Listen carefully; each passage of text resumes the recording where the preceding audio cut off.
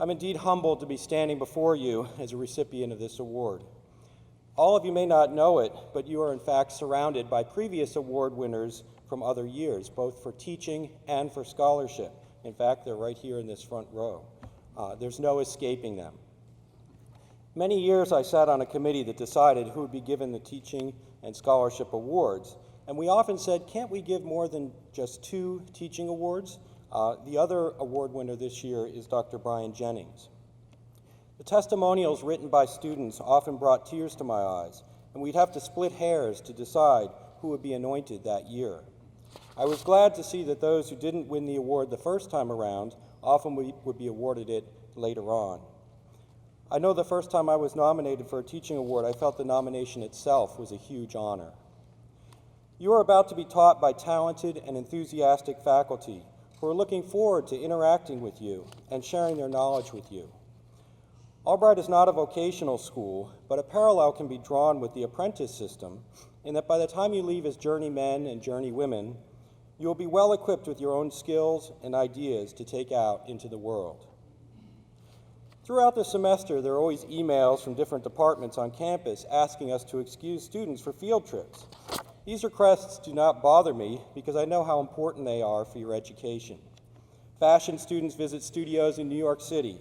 Business students are visiting a local business to see how it is run firsthand.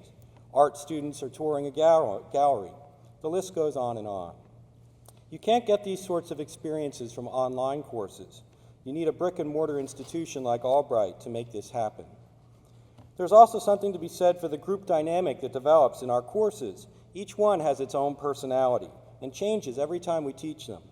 You're about to become part of this dynamic. Be sure to make the most of it. Since I come from the sciences, I have to tell you that like other disciplines on campus, we pride ourselves in our hands-on approach to learning. Our state-of-the-art science center houses well-equipped labs for both teaching and student research projects. We even have our own van, affectionately known as the Bio Van, to take students out into the field. Ecology, vertebrate natural history, wetlands, botany and plant taxonomy, and several other courses make use of this vehicle. We visit wetlands, forests, fields, and wildlife sanctuaries to show students firsthand where plants and animals can be found. Samples may be taken for analysis back in the labs, and often GIS is used to pinpoint where these samples are collected. Those of you not in the sciences are not immune to field trips. In Bio 101, we often walk up to Mount Penn and look for plants along the way, sometimes finding salamanders under rocks when we arrive at the base of the mountain. Chemistry and geology also offer exciting courses for non-majors and majors alike.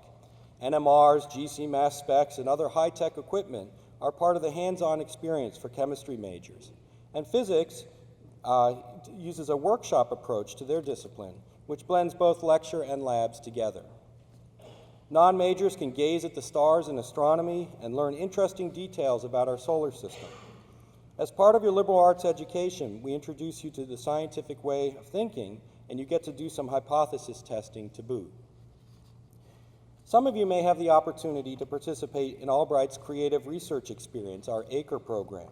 I just finished spending 10 weeks working with a biology pre-vet student. Tia learned a great deal as we collaborated with Dr. Hertzberger, a virologist here at Albright College, and also did a plant genetic engineering side project. The skills she acquired go beyond what she has learned in class and will likely form the basis for an honors thesis later on. Students from all disciplines participate in this program. Maybe you'll be one of them. You can find out about the most recent ACRE projects early in October. Come hear what other students did over the summer. In the old days when I was your age, if we saw someone walking down the street talking to themselves, we'd think that they escaped from the loony bin. Today they just have Bluetooth and are talking hands-free on their cell phones. Try not to get too sucked into your smartphones to the point that you don't make eye contact as you're walking across campus, and live conversations go the way of the dinosaur. You could be walking next to your future best friend or spouse and totally miss that connection. Part of the college experience is the interpersonal aspect that is not easily defined. I do like the fact that my cell biology students can take pictures of protein gels with their smartphones and then share them with me. And I have to laugh when they take pictures of what I wrote on the lab whiteboard instead of copying it down longhand. Whatever works. My botany students also take beautiful pictures of plants on field trips, and they share them both with me and with the class as a whole. Just like any other tool, these tiny computers have their place, just please don't let them take over your lives and ruin your college experience. You only get one shot at this life-altering experience. In closing, I hope that you have a fantastic voyage here at Albright. Some of you may decide to change your majors, and that's okay. It's important that you discern what's best for you. By the time you are seniors, I hope you will feel so moved as to nominate one or more of your professors for an award. Take care and all the best to each and every one of you. Happy Convocation.